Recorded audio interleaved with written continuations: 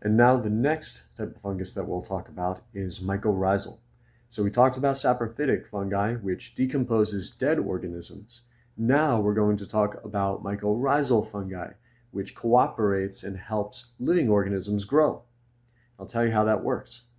Basically, mycorrhizal fungi will actually take the mycelial strands, the hyphae, that are microscopic in size and work their way, instead of working their way into dead material, they'll work their way into the root tip of a living plant, such as a tree or a grass, and inoculate it. They'll work their way into the rhizome, hence the name mycorrhizal. And when they do, they will work with that plant to exchange water, nutrients, carbon in exchange for a small fee of energy to help them grow. So you can kind of think of them like brokers.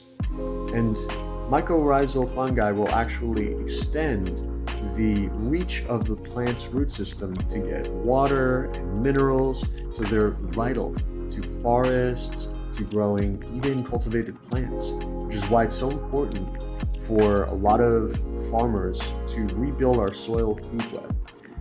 Research the soil food web. It's so important that we bring that back, because it's a natural way to get all of these minerals and vital nutrients that a plant needs to grow, on top of just the water, carbon, and sunlight that takes part in the photosynthesis process. And a great way to do that is these mycorrhizal fungi, which extend great lengths beyond the plant itself in this network underground that actually allows plants to not only communicate with the earth better, but communicate with each other.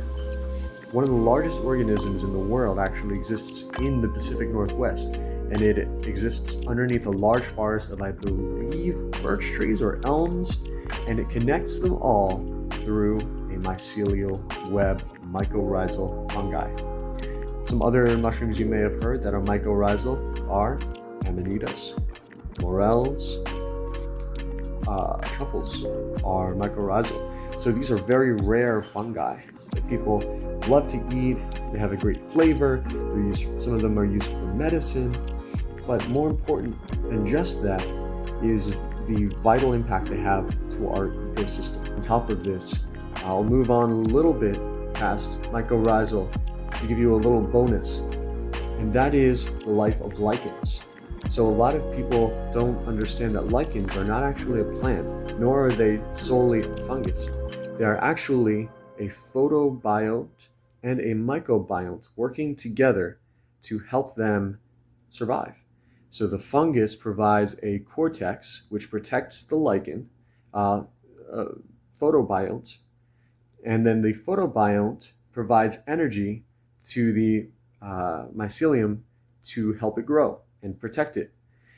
And lichen are probably one of the largest fungi, the most prolific fungi on our planet. They're literally everywhere. They can be found on rock cliffs, rock faces. They can be found in the desert. They can be found on logs in almost any forest that you go to, and they can take tons and tons of different shapes. But why is this important? It's important because lichen actually decomposes not just material. So why is this important? Well, it's important because lichen can exist in such insane adverse conditions that they are the optimal frontier species. And what do I mean by that?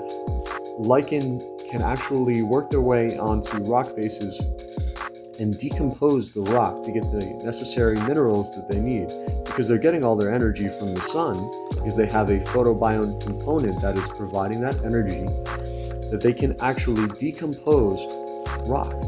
And so what happens when the minerals that are obtained from decomposed rock and the carbon from a dead lichen get together? You have soil. And so lichen truly are frontier species, and we think that they're a frontier species that may have even predated trees. So if that's not amazing enough in and of itself of how important mycelium is to our existence, to even being here, then I don't know what is. So I encourage you to check out the next section, and thank you so much for learning about mycorrhizal fungi.